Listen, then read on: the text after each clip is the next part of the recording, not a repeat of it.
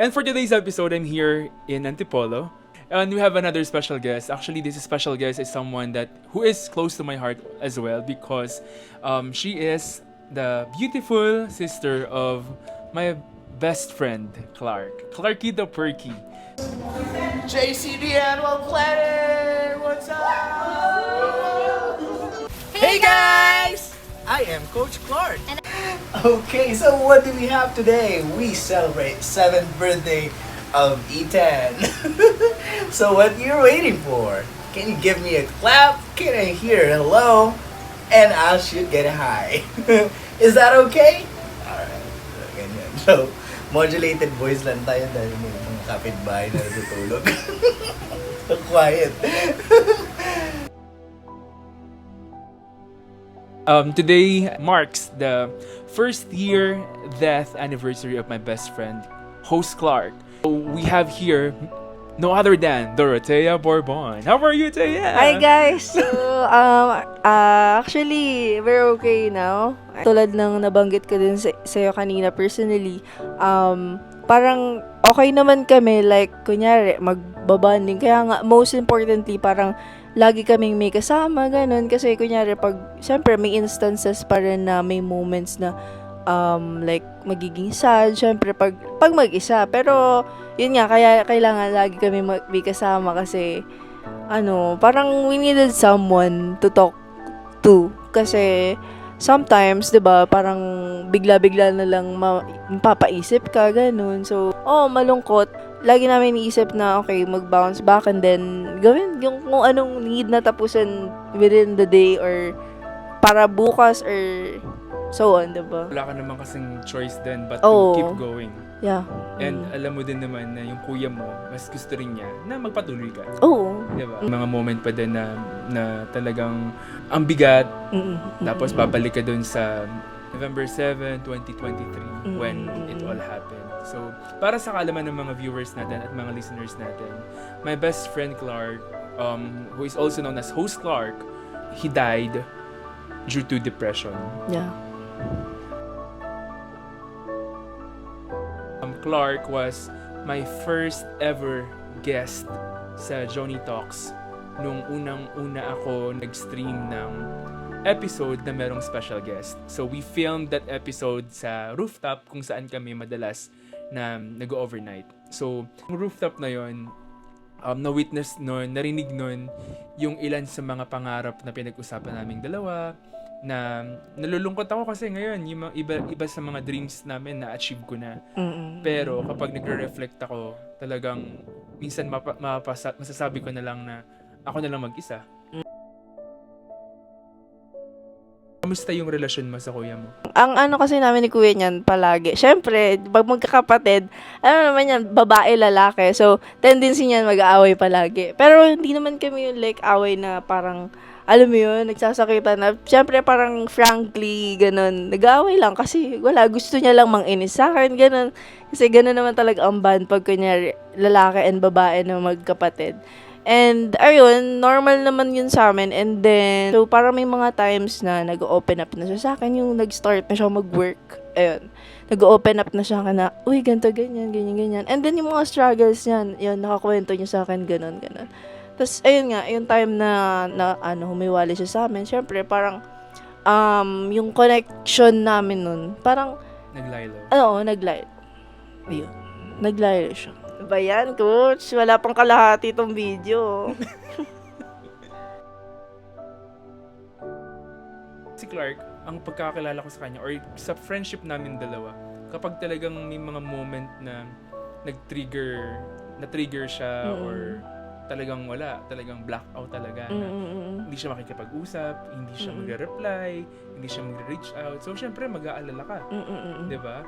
So, nung mga panahon na umaalis-alis yung kuya mo, yung mga panahon na parang nagkakaroon ng trigger, tapos biglang mawawala siya ng parang bula, like, paano ikaw bilang kapatid? Actually, most of the time, parang inaano ko siya, parang chinachat ko siya kasi, syempre, malayo siya eh. So, chat ko siya, tatanungin ko kung nasan siya kasi, yun nga, hinahanap siya, ganun. And then, ayun, parang, ang hirap din kasi, kunyari, kakausapin mo siya ng, like, through chat lang, kasi alam ko, hindi yun enough for us na ma-understand ko yung situation niya. So, yun nga, palagi ko sinasabi sa kanya na kung kailangan ka man ng kausap, yun, sabihan mo lang ako. Kasi yun, nung nandyan naman siya, nung bumalik siya, lagi niya naman akong kinakausap. Tapos, ayun, nag-open up naman siya and sinasabi niya yung mga problems niya kahit nakakatawa or nakakalungkot or nakakainis, sinasabi niya naman, ganun. Pero, time kasi na yun, nung time kasi na yun, sobrang stress din po ko sa ACADS. Kaya parang hindi ko na siya naintindi. Kahit na alam ko na sobrang big deal. At kailangan ka niya. Oo. Parang nawala na yung moments namin na pupunta ako doon, check ko siya. Wala lang, mangungulit lang ko, ganun. Yung, parang ayaw kasi na mapifeel niya na, parang alam ko na depression, ganun. Gusto ko, parang pagkausap ko siya, parang normal, na magkapatid, na, uy, kamusta ka na? Parang hindi ko kino-consider yung ganun niya, na may, siya. Hindi mo pinaparamdam sa Oo, kanya. hindi ko pinaparamdam sa kanya na, nandun uy. ka lang because meron siyang ganung condition. Oo, yun, exactly. So, parang, nandun ako kasi, may concern ako sa kanya na, na, kumbaga, kapatid kita, kamusta ka na? Normal catch up, ganun. Parang gusto ko lang malaman kung, kamusta na siya, ganun. Ayun, nawala yun, yung ganun namin. Parang lesson din is, always check your, family and friends, ganun. Especially Kasi you if never alam know mo, eh. Especially pag alam mo na they are going through that Something. condition.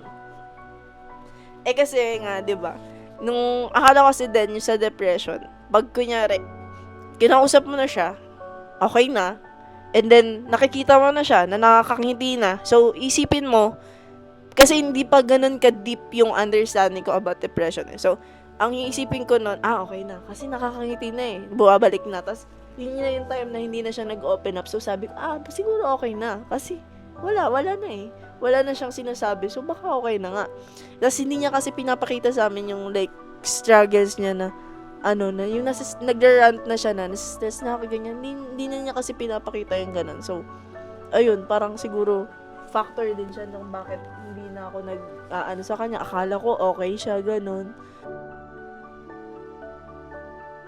Nung time kasi na yun, gising pa ako. Pero pagod ako. Galing ako school kasi namin yun, parang midterms week, and then parang pasahan na ng plays and everything, kung ano-ano. Tas,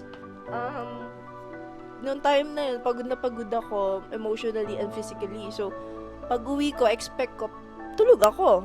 Pero, pag uwi ko, parang may bumabagabag sa akin, pero hindi ko alam kung ano. You don't understand. Yeah, parang lang, sabi ko lang, hindi ako makatulog talaga. Nagpapaantok ako, nag-scroll na lang ako, hanggang sa makatulog na lang ako siguro. Makatulugan ko na din yung cellphone ko, ganun. And then, yung time na din kasi na yun, parang nag-post din si kuya nun, di ba? Parang, kasi, lagi siyang, lagi kasi siya nagpo-post. Kaya, parang hindi ko, nun, na parang sabi ko, okay, another post niya to. So, yun, hinart ko. Stories niya, hinart ko. Exact moment parang 1 minute ago, hinart ko kasi gising pa ako nun. Tapos, hinart ko din yung post niya. Nung time na yon na hinart ko na, alam ko nang sa sarili ko na naantok na ako. So, parang, nag-shutdown na yung eyes ko, mga 3 a.m. Yun. Nag-shutdown na yung eyes ko. Tapos, ayun, parang, tawag dito, parang, pagkagising ko, sabay-sabay pa kami gumising nun. Tapos, yun na. Nalaman na namin na ganun. And it was Cowell. So, first.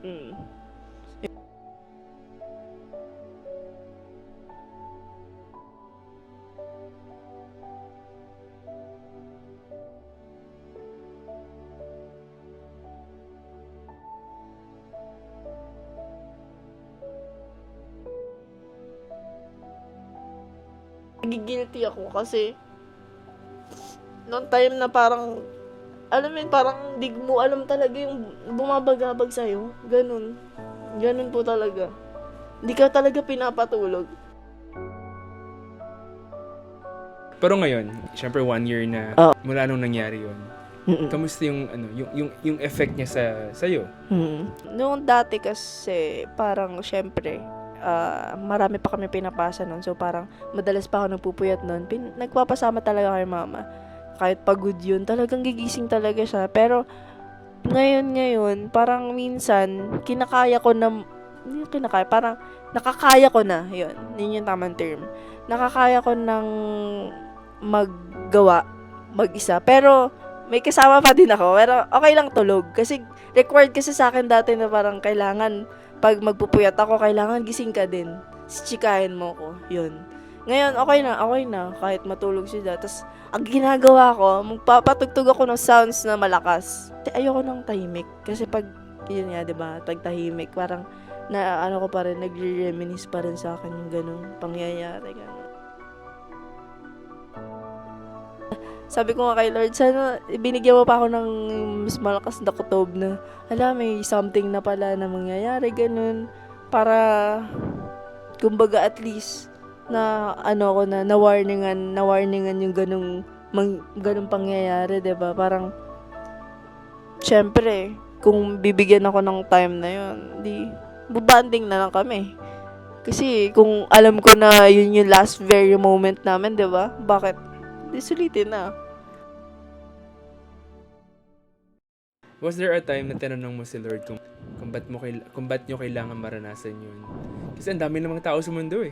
Diba? Bakit yung pamilya nyo yung napili na pagdaanan yung sitwasyon na to? Actually, Coach, may one time kasi nasabi ko din sa sarili ko na parang sabi ko, Lord, bigyan mo naman ako ng sign or bigyan mo naman ako ng motivation. Yun talaga. Sinabi ko talaga eh. Sabi ko, bigyan mo naman ako, Lord, ng motivation kasi parang tinatamad na ako parang minsan nakakatamad mag-aral, syempre. Pero, papatuloy pa rin ako. Parang may times lang na parang unmotivated, na parang gusto ko nang sumuko kasi nakakapagod, mga ganon. Parang, hindi ako na masyado nag-excel. Parang, kulang ginagawa ko. Tapos, kaya sinasabi ko, Lord, bigyan mo naman ako ng motivation kasi talagang gusto kong gawin yung very best ko, ganon. So, yun. Sabi ko, Lord, bakit naman ganyan yung motivation na binigay mo sa akin?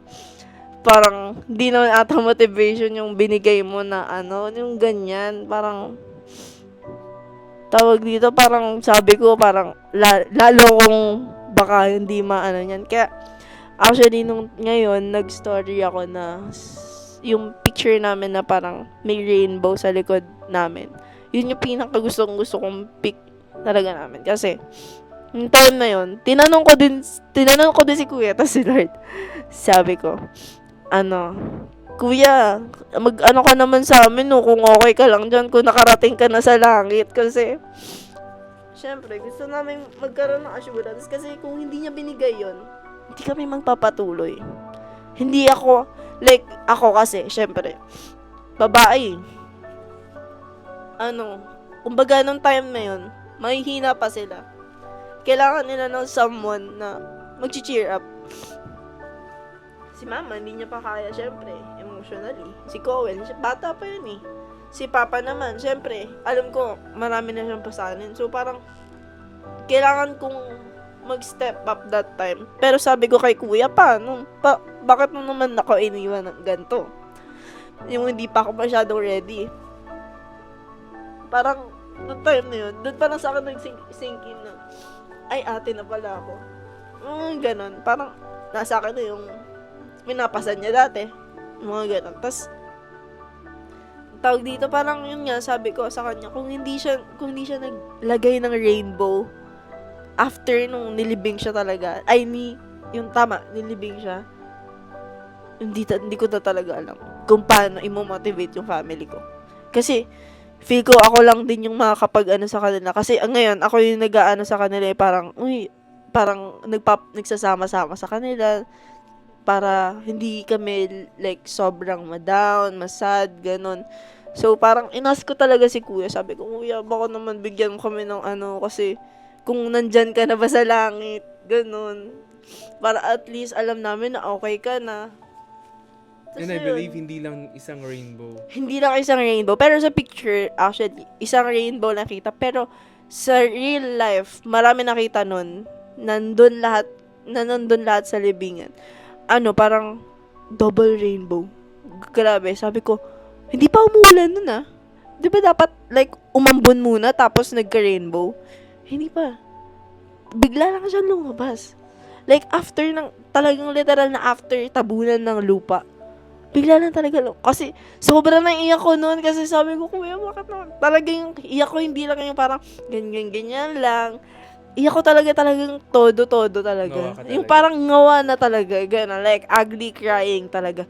Sabi ko, kuya, gano'n, bigyan mo naman ako ng sign, please, kasi gusto ko pa magpatuloy sa buhay. Paano kaya ipapatuloy kung hindi namin alam kung nasan ka, kung okay ka lang ba? Kaya, sobrang big deal sa akin nung moment na yun kasi yun yung parang nag-symbolize din ng hope sa amin na kaya namin to. Challenge lang to. Pero grabe naman yung challenge yun. Pero yun nga, kailangan namin magpatuloy kasi wala namang magagawa yung like magsistay kami sa isang box and then ikukulong namin yung sarili namin dun. So, sinong kawawa? Kami lang din.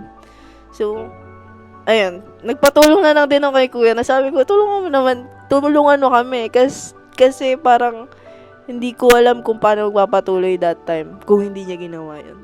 Talaga. As in. Wala pa akong direction nun. Kasi ano ka pa talagang super Oo.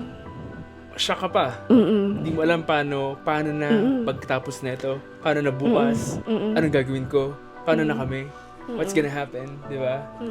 So, yung rainbow, yung nagsimbolo nung panahon na yun, nung araw na yun, ang sumimbolo ng pag-asa. Yeah. Nagpipray lang talaga ako. Sabi ko, Lord, please, bigyan ako ng sign na nandiyan na si kuya, ganyan. Tapos, tinawag ko lang sila kasi umiyak pa sila dun banda eh. So, tinawag ko lang sila. Sabi ko, may rainbow, ganyan. Nag-ano na sila, tapos nagsisigawan na sila. Nga. Di, tuwan-tuwa sila, mama. Parang, kahit hindi nila sabihin sa akin, alam naman nila na parang yung rainbow na yun, napanatag sila. Kaya actually, nagpapatuloy din sila sa buhay kasi, syempre, yun nga yung... Nagkaroon sila ng assurance. Yeah. Because of yun yung pinaka-importante. Assurance. Kaya, ano naman ako kay kuya na na-assure ako na punta siya sa heaven. Ganun. Yun. Kaya, sobrang saya ko that time. Yun yung pinaka-masaya kong moment. Ng buhay mo. Yeah. Ng buhay ko. So, kamusta ka ngayon? Like, sabi mo, nag-pray ka, ask God for motivation, and then this happened. Ngayon, motivated ka na ba? Ayun nga, coach, kaya ako umiyak eh. Kasi hindi ko alam. Motivated naman ako. Parang, meron akong times na motivated ako. Pero mas marami akong times na motivated ako. Pero, may times pa rin ako na unmotivated. Pero yung times na yun is sobrang big deal. Kasi, kunyari, major subject ka. Parang, nag-excel ako sa minor subjects. Pero, sa major ko, syempre yun yung inaaral ko eh. So, parang minsan na ako na, how can I keep up sa mga to? Parang, akala ko motivated na ako. Parang, bakit ganun, Lord? Parang, ganun na yung iniisip ko. Na, parang, mas lalo ba siya naging burden na ganun yung nag-experience namin? Or, like, parang sobrang kailangan ko lang talagang ma-realize to na ganito ganyan para ayun, ma-overcome ko yung gantong feeling. Pero tinatry ko naman. Alam naman ni kuya yun. Alam naman ni Lord yun. Tinatry ko naman. Pero nga, may times pa rin talaga na maiisip natin. Siyempre, as tao na hindi tayo perfecto, ganun. Hindi palaging masaya ang Hindi buhay. palaging masaya ang buhay. Tanggap ko na yun. Parang may times na minsan hindi nga ako na ma-motivate ganun. Pero iniisip ko na lang na tawag dito nandiyan si kuya para i-guide lang ako. Parang may ganito talaga moments na feeling mo hindi ka enough pero sooner or later ma-realize mo na hala, ito na pala yung narating ko. So yun, a little path for myself na nandito ako. Totoo yan. Ako natutunan ko siguro sa buhay, when you ask for inspiration, when you ask for motivation, hindi ka bibigyan ng like palaging paskong buhay, palaging masayang buhay. Kapag ka nag-ask ka kay God ng motivation, hindi naman siya yung, motivation. Hindi siya ganun eh.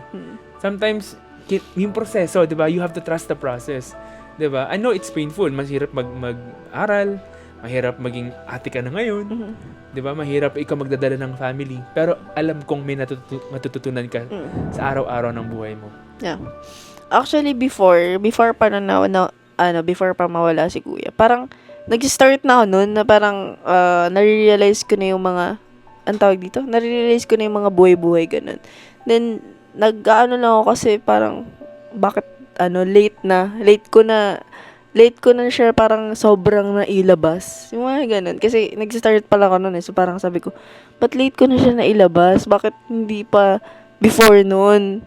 Para sana, woke na ako, like, gising na ako sa mga pangyayari na ganun, ganto, ganyan. Pero siguro, ayun nga, lesson yun sa amin. And nagko-connect naman kung siguro may reason talaga ba't nangyari yun. And as long as, yun nga, binigyan niya kami na assurance, alam ko naman na parang You're may at peace tiwala, now. yeah, and then may tiwala siya sa amin na kaya namin yun. Kaya namin malagpasan. Totoo. Actually, may movie nga sino ba to? Si Marian and Rewind? Yeah, Rewind. Na pinanood namin sa sinehan yun, tas grabe talaga iyak ko. Kasi, yung moment na parang napanood mo na ba, Coach, Parang actually? siya. Parang actually, I was about to say din, Yeah. yung time na, kung pinapili si Ding Dong, kung sino Yeah. sa kanila. Oo. And then, yung tao, yung actor na nagpo-portray na God, parang sinabi niya yung future, kung anong magiging si Marian at saka yung anak niya. Diba? Oo. Hirap isipin na, Lord, yung future na, yung future, diba? Ano magiging, kapag ka nangyari to sa kuya ko, pag nangyari to sa family namin, ano yung magiging ako, ano yung magiging kami, pagdating ng panahon. Bilang tao, syempre, mahirap naman talagang isipin na, what's gonna happen? Diba? Andito ako sa pain, andito ako sa struggle, andito ako sa nararanasan kong mga mahirap na bagay ngayon. Ang hirap i-realize, ang hirap ma-realize kung ano ako magiging. Pero alam ko you have it in your heart. Nakikita mo kung ano yung pupuntahan mo. Oo. Yun nga din yung parang point nung sa Rewind nga. Kaya favorite part ko din nga yun. Tapos iyak talaga nung moment na yun. Kasi ano siya, parang yung time, yung pinaka nagtumatak sa akin is yung time na parang nasa pinto si Ding Dong na parang yun na nare-reminisce niya na parang ganito yung mangyayari sa future. Parang ako, hindi ko na alala yung scene na parang kung ano yung mga pinakita. Parang bigla na sa akin nag-sink in na kaya siguro si Kuya nagpaalam sa amin kasi may tiwala na siya sa amin na pag yun nga umalis na siya, alam niya na magiging ganito yung future namin. Parang alam niya na kakayanin namin. Kasi hindi niya kami iiwan kung hindi namin kaya. Likewise kay Lord. Hindi na lang lagi yung iniisip ko sa utak ko. Kaya siguro nagiging motivated ako kasi iniisip ko na lang na may tiwala sa akin si Kuya. May tiwala sa akin si Lord. May tiwala sa amin si Lord na kaya naming magpatuloy. At the same time, kung hindi nangyari yung bagay na to, I think you will not be the person you are today. Totoo. You will not be the person na mas malakas na Thea, mas matibay. Iiyak pa din. Mga pagkakataong magbi-breakdown pa din. That's normal. That's part of our human nature. Kahit naman ako. Pero hindi ka magiging si Thea. Hindi ka magiging ayan ngayon. Kung hindi nangyari yung mga bagay na pinagdaanan mo. Totoo. Pero minsan may times pa din na parang ganun ba talaga yung worth of sacrifice na kailangan? Yun, napapaisip talaga ako sa ganun. That for you to win, Yeah. you have to lose something or someone in your life. Iniisip ko na lang palagi na maswerte pa din ako. Kasi syempre yung iba, diba, parang may mas malala pang problema. Hindi lang ako. Lagi na lang ganun yung iniisip ko na kaya namin to. And sometimes wala ka namang iba kasing option but just to be grateful na lang eh. Yeah. Diba? Kasi pag hindi ka grateful, kapag hindi mo pinilit or hindi ka nagsikap na maging grateful kahit marami ka pinagdadaanan, ang hirap magpatuloy sa buhay. Pag wala ka nang nakikitang liwanag, kapag wala ka nang nakikitang pag-asa, pag lagi mo na lang nakikita at kiniklaim na ang malas ko, wala mangyari sa buhay ko. Nag-a-attract yun eh, ng Totoo. negative vibes. Totoo yan. Kaya you keep going, you keep inspiring yourself, you keep Yeah. motivating yourself kahit masakit, kahit mag-breakdown ka, kahit minsan parang nalulus mo yung hope, you keep going. Actually, that's why I surround myself with people who are like worthy, na parang alam ko na hindi naman like pure positive vibes. Syempre, may times na malulungkot kami, pero like magbibigay sa akin ng like encouragement, 'di ba? Inspirations. Ayan, parang hindi siya yung puro kalokohan lang, 'di ba? May mga ganun tayo. May puro kalokohan, like meron pa din times na parang sila yung magbibigay sa'yo ng lesson. Na, oo nga pala. And I surround myself with that people kasi gusto ko, like, maging positive lang. Kahit anong pinagdadaanan, positive lang palagi. Kasi, you surround yourself with people na hindi naman yung perfecto. Oo. Hindi yung palaging malakas. Hindi yung pinipilit maging malakas. But those people na alam mong nahihirapan din sila pero pinipili nila magpatuloy. Tama. Kuya Clark mo is my support system, and I was sad, I was anxious when we lost him, of course. Parang napilayan ako. Pilay yung pakiramdam. Pero again, hindi tayo pwedeng mas-stuck lang sa ganong sitwasyon. Kailangan magsikap tayo, kailangan pilitin nating bumangon, pilitin natin kahit pilay tayo, magsaklay ka, kahit dalawang paa mo yung maputol, gumapang ka, gagapang ka talaga. Parang may times din, kaya pag nahihirapan ako, ganun. Iniisip ko na lang, parang, pupunta ako sa puntod ni Kuya, tapos, may dala na ako toga, or, like, may maganda na akong work, tapos, may maayos na yung family, may bagong bahay, mga ganun. Ganun na iniisip ko. Like, yun yung pangarap mo ngayon? Oo. Yun yung pangarap mo. Siyempre, makagraduate muna. Yun yung part ng motivation. That's right. Ko. Yan. Kailangan magpatuloy. Yung pangarap na yun. Ayun. Pero alam mo, gusto ko lang sabihin sa'yo na even without you having the diploma yet, even without you na makapagpagawa or makagawa ng bahay para sa family mo, I know that your kuya is always proud of you. Yung mga times na sinasabi niya kung paano ka pinagmamalaki ng kapatid mo, sobrang proud na proud kuya mo. Even without the trophy, even without yung honor, even without yung diploma, certificate, or whatever it is, proud na siya sa'yo. Kaya nga po yun. And then, actually, nung week, ganun. May time nun na parang nasa loob ako, tapos parang nilamig ako. Akala ko nilalamig lang ako sa aircon. Tapos lumabas ako, parang sinundan ako ng lamig. Tapos maya, parang may nakakap ako na mahigpit. Kaya nung time na yun, parang alam ko na si kuya yun. Kasi iba na yung like pakiramdam. Parang yung chills niya talagang gumanon talaga sa akin. Tapos yung yakap niya talagang, ang higpit talaga na parang hindi ako makahinga. Tapos nafe-feel ko yung nga, ng pagka-proud niya sa akin. Tapos nafe-feel ko na parang, yun nga, binabasan niya sa akin, responsibility, and then sinasabi niya sa akin na, kaya mo yan, alam kong kakayanin mo, kahit hindi in words, pero yung feeling, yan. Hindi na kailangan marinig. Hindi na kailangan. Pero, yun, kung naririnig mo to, kuya, alam ko naman naririnig mo to, alam ko, proud na proud talaga ako sobra sa kanya. Like, ayun, kahit nga sa school nag-hosting ako, ganun, parang siya lagi na babanggit ko, sasabihin ko, ayun, kahit nakikinig-kinig lang ako kay kuya, pero, kunyari, judge niya yung pag-hosting ko, gano'n. Nakikinig-kinig na ako sa kanya, pero minsan inaasar niya ako, gano'n. Tapos ayun, pero pag nasa school na ako, like, gagawin ko susundin ko yung inaano niya sa akin, kahit na, pag nandito, nagbibiroan na kami, ayoko nga makinig sa'yo, gaganan lang ako. Pero nakikinig talaga ako. Same as drawing. Actually, I'm not into drawings talaga. Na-lure lang ako dahil sa kanya. Yeah, I know the story that you were influenced sa kuya mo. Pero in denial ako.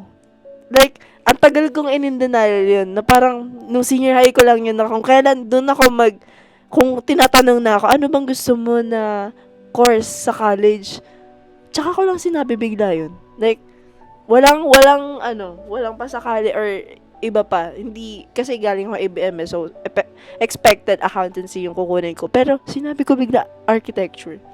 Pero hindi ako magaling mag-drawing ng mga tao. Si kuya kasi magaling siya kahit tao, buildings, lahat. Sobrang talented talaga. At ngayon, hindi mo man masabi sa kanya kung gaano ka proud. I think you can do that kay Cowell. Oo. Cowell is Actually. nag-excel talaga. Oo, nag-excel si Cowell. Tsaka, nakikita ko din naman yung progress niya kasi gusto niya din mag-study on architecture. Dadi, yun. Di mas madali kasi mas matuturuan ko siya ng mga basics na and mas magpa-progress siya agad-agad. Baka nga mas magaling pa yun sa akin eh when the time comes, di ba? So, ngayon, if you're going to, like, give your message to people who are going through depression, isang message sa mga taong lumadanas ng depression at sa mga taong nawawalan ng pag-asa, what do you want to tell them? I just want to say na, kunyari, kung depressed ka man, wag mong iisipin na, like, pabigat ka sa iba. Always ka mag-reach out sa mga tao na alam mong mapagkakatiwalaan mo. Kasi, yun yung pinaka-importante na, like me. Kunyari, unmotivated ako, ganun. Always ako nag-reach out, like, nagre-recharge lang ako. Kung kailangan ko ng kausap. Katulad ngayon, good thing actually na kinausap ako ni coach. Kasi, alam ko sa sarili ko na kailangan ko to. Like, I need someone na ila-let out ko yung emotions ko. Kasi pag yun nga, may nagsabi din sa akin na pag nakukulong yung emotions ko inside me, mapupuno yan and then magbabottle up and then hindi mo alam kung kailan ka mag-explode. So, better na lagi kang mag-reach out sa iba. Basta trusted mo kasi mahirap din yung parang, alam mo yun, yung parang pakinggan ka, lalabas lang dito. May mga tao kasi na parang ina-absorb talaga nila, nakikinig talaga sila, and then they'll say something about it, diba? Parang nagre-reflect sila, okay, ganito gawin mo, ganyan na lang next time. And that will actually help your progress. Kasi, hindi mo sila tinataboy. Kasi the more na nagtataboy ka ng tao, the more na nilalayo mo yung sarili mo kay Lord, the more na nilalayo mo yung sarili mo sa'yo. Yun na mismo yun. Always surround yourself with the right people kasi doon mo makikita din yung sarili mo na mag-grow. Most importantly, mag-let out kayo ng emotions. That's right. After everything that happened, kaya dito sa family nyo, sa kuya mo, sa'yo, what is the greatest lesson na tinuro sa'yo ng mga pinagdaanan niyo? Actually, hindi siya lesson. Parang saying na parang time is short, so live your life to the fullest. Parang nandito ka na sa earth, so hindi mo alam kung kailan ka kukunin ni Lord. Hindi mo alam kung like anong exact mission mo. So parang kung gusto mo tong gawin, kunyari gusto mong makabawi, gawin mo na. Huwag mo na ipagpabukas, gawin mo na ngayon. If kunyari kailangan mo mag-say I love you to someone that you love, gawin mo na ngayon. Bakit bukas pa? Diba? You'll never know what's gonna happen. Yeah. Let's say, for example, Clark is here. What do you want to tell him? I just want to say na, Kuya, I'm always proud of you. Ayun. Kasi hindi talaga ako ma-vocal dati. So, hindi ko alam kung paano pa sasabihin sa kanya. Ngayon wala na siya. Ano ba yan, coach? Patapos na tayo. Mahabol. Ayun, parang gusto ko sabihin sa kanya na I'm always proud of you. Pinagmamalaki kita sa ibang tao. Sana nandito ka pa, pero it's okay. Alam ko namang ginaguide mo kami. Sabi nga ng father kanina, lumipad lang si kuya sa ibang bansa. Yeah. Pero hindi na siya babalik. Nagsettle na doon. Ganun, oo. Nagsettle na siya doon. Ganun na lang daw isipin namin. Life goes on. And no matter what we are going through, no matter how difficult our life or situation is, keep going. Talaga, keep going. So, thank you, Thea, for sharing your heart. For sharing your story, for sharing your heart. Yeah, maraming salamat sa panonood, pakikinig sa episode na to. This is such a special episode because this is a tribute to my best friend, to his brother, Clark, Clarence Paul Abit Bourbon. Thank you so much, everyone. Again, this is the Johnny Talks podcast with a tagline, Real Talk, Real Stories. Bye! Bye. Proud of you, Thea. Thank you. Thank you po. Love you. Hi JCD family, I'm fine now. So small bump lang, pero thank you and I appreciate you guys. Hi guys, this is Clark and I just want to invite you to JCD Production. And you know what? They're just not a team, but also a family. If you want to be part of that growing family, what are you waiting for? Again, this is Clark and I'm a proud JCD. Hi, my name is Clark Bourbon. Hi, this is Clark, and I'm gonna be showing you some beat. Oh beat. Let's get some party started.